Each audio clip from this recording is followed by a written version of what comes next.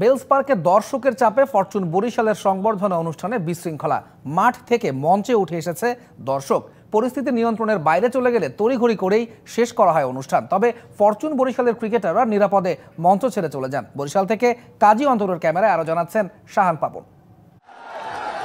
বিকেল ৫টা নাগাদ বরিশাল বেলস পার্কে আসে ফরচুন বরিশালের টিম বাস। এ সময় ভিড়ের চাপে মঞ্চে উঠতে সমস্যা হয় ক্রিকেটারদের।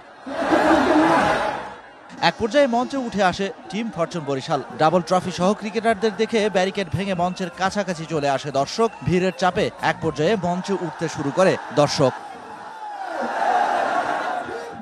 পরিস্থিতি নিয়ন্ত্রণের বাইরে চলে যাওয়ায় দ্রুত অনুষ্ঠান শেষ করে ক্রিকেটার সহ মঞ্চ ত্যাগ করেন কর্মকর্তারা। নিরাপদেই টিম বাসে করে বেলস পার্ক ছাড়েন ক্রিকেটাররা।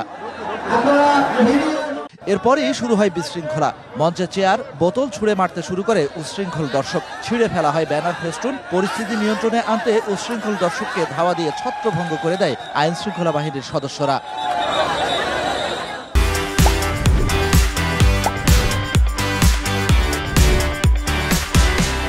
এরপর নিজেদের মধ্যে হাতাহাতিতে লিপ্ত হতে দেখা যায় দর্শককে। তবে এই মারামারির কারণ জানা যায়নি। পরবর্তীতে সেনা সদস্যদের দেখে মাঠ ত্যাগ করে উচ্ছৃঙ্খল দর্শক।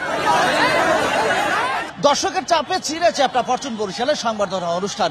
আর একটু গোছালো ভাবে হলে হয়তো এরকম হতো না। অর্ধেক অনুষ্ঠান না হতেই দর্শককে ফিরে যেতে হচ্ছে মাঠ ছেড়ে। Shahan Papon, DBC news, Barishal.